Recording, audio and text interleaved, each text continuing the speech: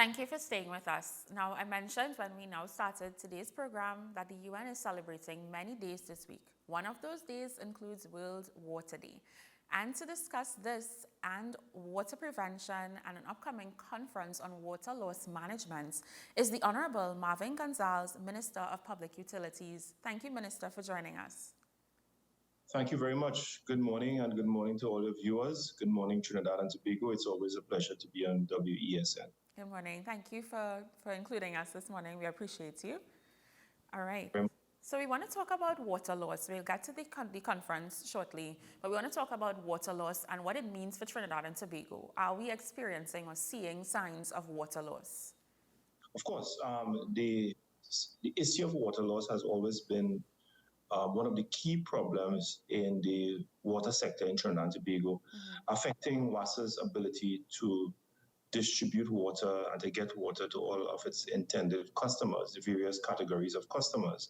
According to the last water balance audit, which was conducted in 2017, 2018, it was estimated that approximately 40% of the water that WASA produces is not accounted for, meaning that it cannot be measured. It may be lost as a result of various issues in the water sector, the distribution system, the issue of illegal abstraction of water, illegal customers, the high rates of consumption by commercial and corporate entities, and most of other issues leaked, for example. So water loss, or non-revenue water as it is called, is water produced by your utility company that does not reach the intended beneficiaries or the intended customers. Right. And as I've said, the last data suggests that approximately 40% of that water, which amounts to 100 million gallons of water per day that WASA produces, does not reach its intended beneficiaries. Now, that is not a problem that is unique to WASA. Unfortunately, WASA, in our case, WASA has a very high percentage of non-revenue water. The international benchmark is about 20%. So most utility companies, water utility companies, they aspire to have water loss percentage somewhere in the region of 15 or 20%. In the case of WASA, we're looking about 40% based on the last estimates coming out of the last water audit in 2017. And we are seeking to reduce that. And because by reducing that, it means that most of the water, or a significant portion, of the water that produces will get to communities that are served and that are unserved, and that are not served at all by the distribution grid. So it is not a problem, but most utility companies, they face that serious challenge of non-revenue water. And this conference is very key, as it is the first conference of its kind to be held in the Caribbean.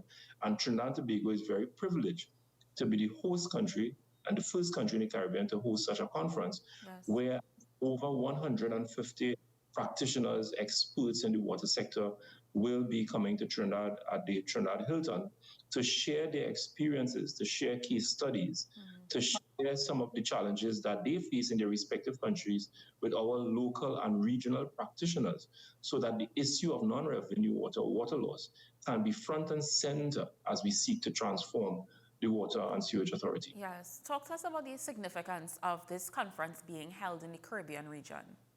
It is very significant because I will tell you what, let me give you an example and quote some figures. Trinidad and Tobago, WASA estimates that it produces approximately 236 or 240 imperial million gallons of water on a daily basis from its wells, desal water, and surface water sources all around the country. All right, which means that about 100, we have a per capita consumption. If that estimate is correct, we have a per capita consumption of 175 gallons of water per citizen. All right, now you compare that with Jamaica, it's 60 or 65, and Barbados is 65. Okay. Now, if that estimate is correct, it means then that most communities in Trinidad and Tobago, given the volume of water that WASA produces on a daily basis, most communities should really be on a 24/7 water supply, because 240 million gallons of water per day is quite a significant volume of water for our country with 1.3 or 1.4 million people.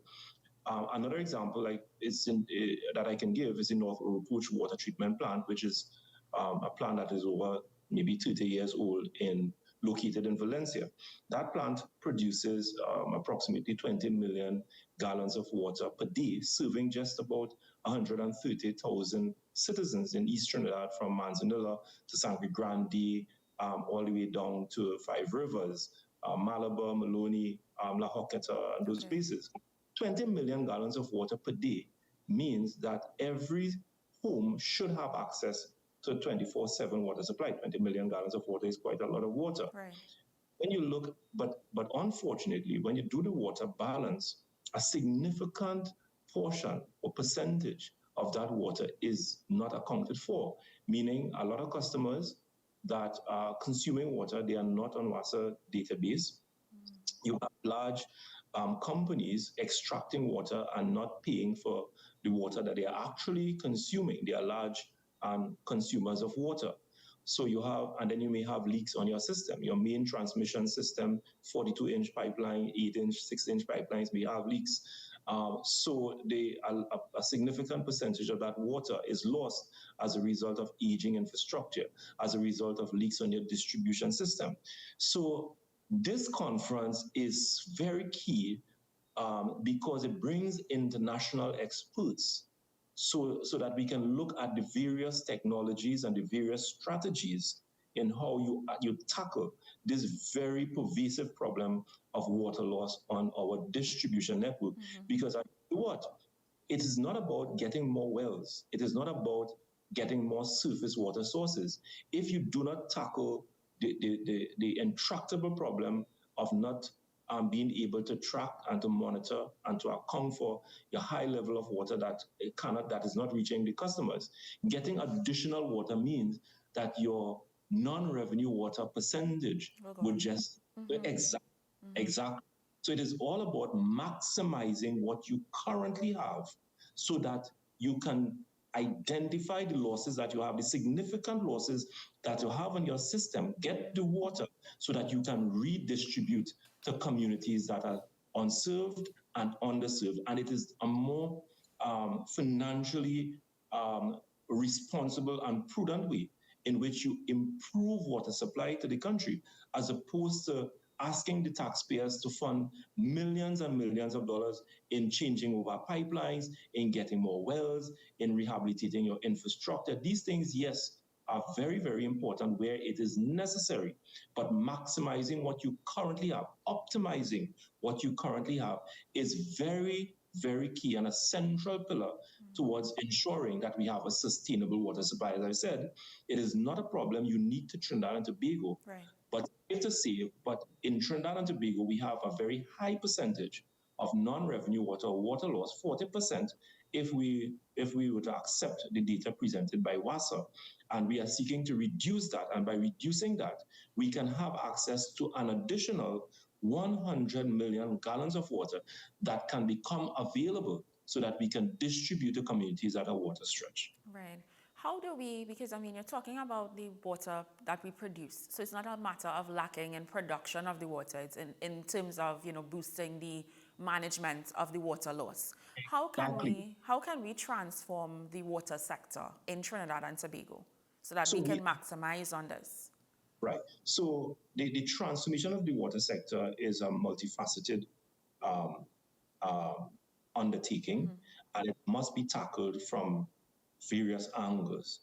So over the last 2 years, we have dedicated a lot of time towards the institutional transformation of the Water and Sewage Authority to ensure that it is structured in a way from a management perspective to be able to undertake and to address some of the challenges faced by water utility companies in the modern era, climate change, and what have you.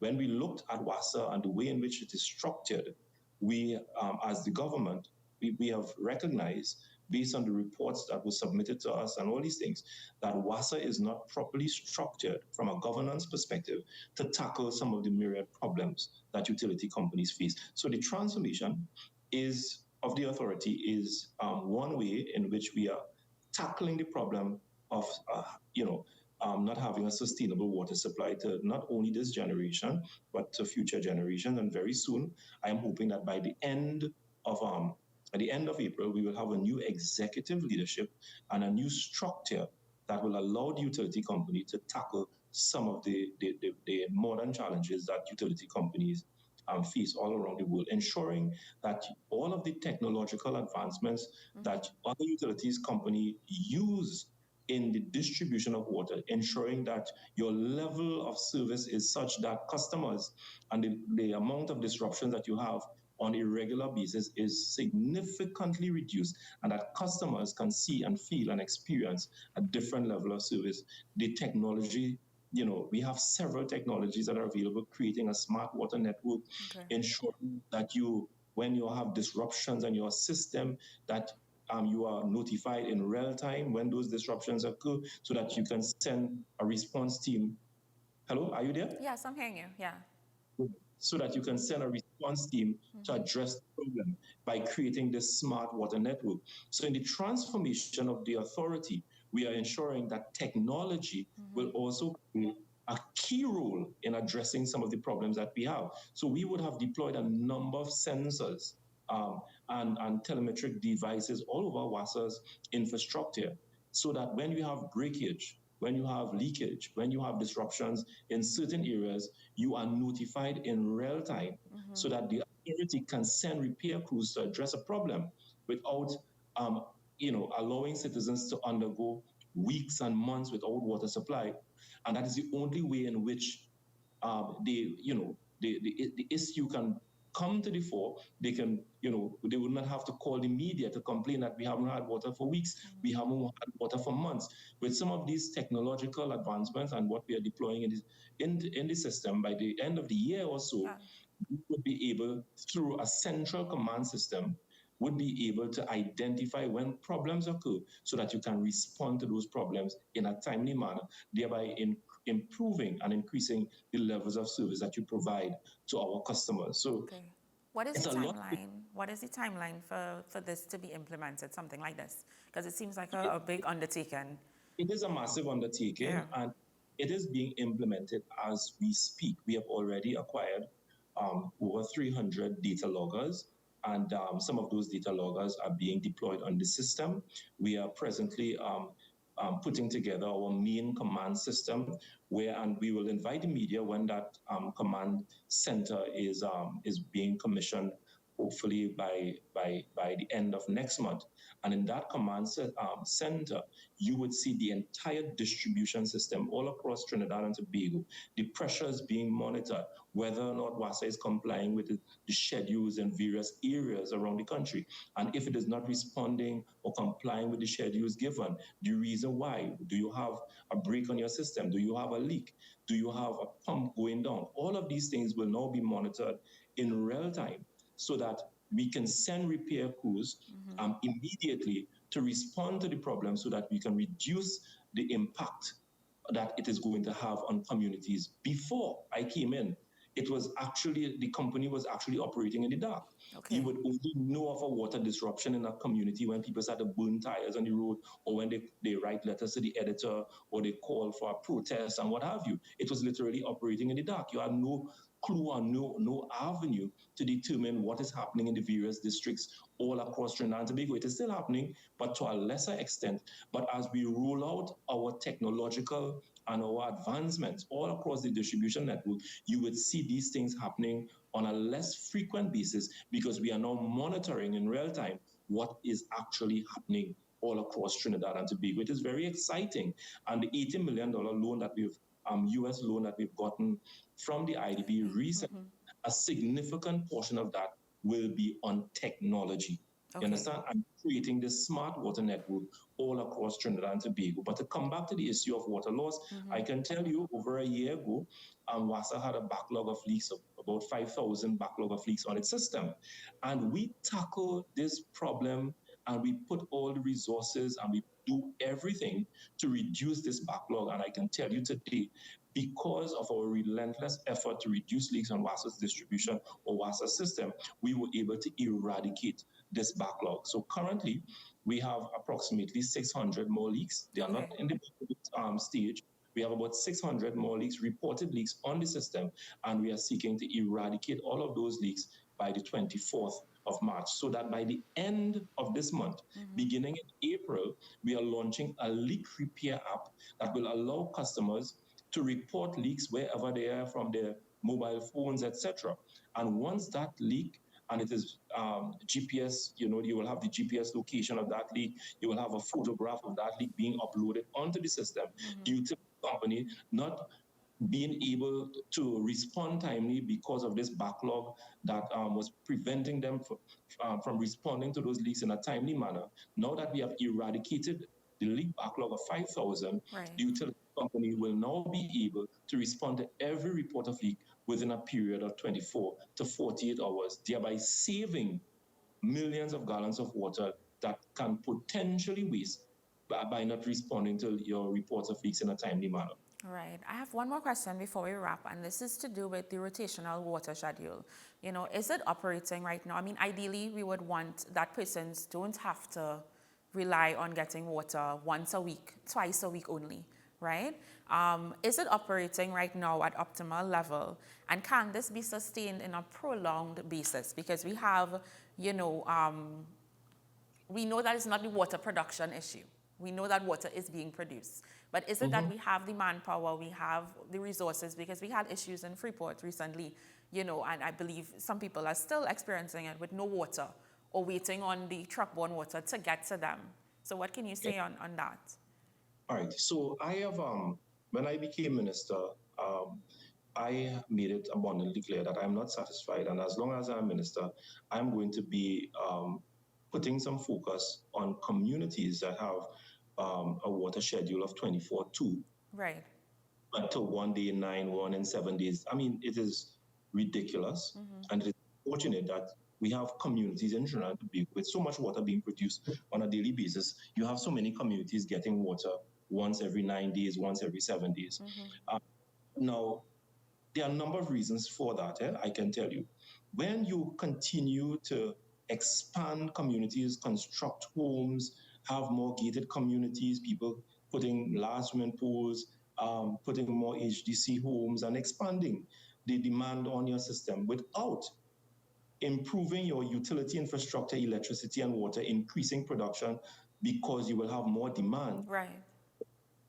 If you don't do that, at the same time you're expanding these communities, what will happen is that persons who are accustomed getting water 3 days a week or 4 days a week will eventually start getting water once a week or twice a week or once every 7 days, because the resource will now have to be shared with the expanding customer base that is coming out as a result of the construction of new communities, new homes, etc. Right. Unfortunately, Freeport area is one of those areas where you had a number of developments would have taken place over the years, and unfortunately, work was not done to expand and to improve water production in that particular area. And that's the reason why the Freeport wellfield certainly cannot respond to the demands. What we are doing to address the problem, currently we are drilling 3 groundwater wells.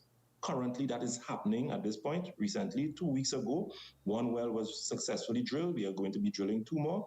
And under the IDB loan, we also earmarked 3 more wells. So that will be 6 wells that will come into operation in the Freeport area, thereby increasing water production to about 1.2 imperial million gallons of water per day that will now become available to the people of Freeport and environs, thereby restoring their water supply back to 24/4, 24/5, and in so many cases, 24/7. So that is the problem we are having in Freeport. Right. We are dealing with the problem, unfortunately, because of that rotational issue.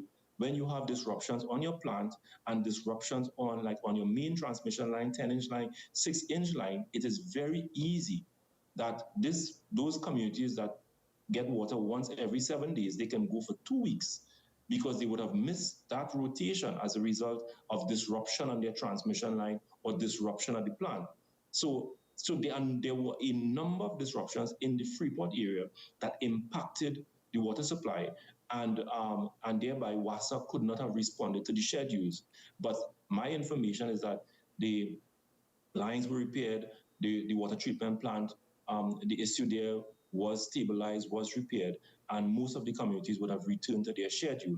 Okay. But given the program of works that we have already started in the Freeport area, I am confident that all of these communities in the Freeport area, 23,000 citizens, in 2 or 3 months from today, will start seeing not only a stabilization in their water supply, they will start experiencing an improvement in their water supply because we are going to be drilling 6 groundwater wells, increasing water protection to 1 million gallons. And we are doing the same thing in Sangre Grande. Okay. We're using the same approach in Icacos and the same approach in Mayaro because the issues are very much similar, where your demand and supply, there is a disparity, and we are looking to increase production so that your demand and supply could be on par and citizens can experience an improvement. But our focus is really on communities, just like in Freeport, to ensure that we remove every single community from a water supply of once every 7 days, Yes. and bring most, if not all communities, to a minimum of 24/3, 3 days a week, or 24/4, 4 days a week. That's the strategy. All right. Thank you, Minister, for joining us and sharing with us this morning. All the best for the conference. We'll definitely keep in touch to check in on the deliverables and all that is supposed to take place within the transformation of the water sector here in Trinidad and Tobago. Thank you for staying with us for AM Prime this morning. We appreciate you. Have a great day and happy International Happiness Day. All right.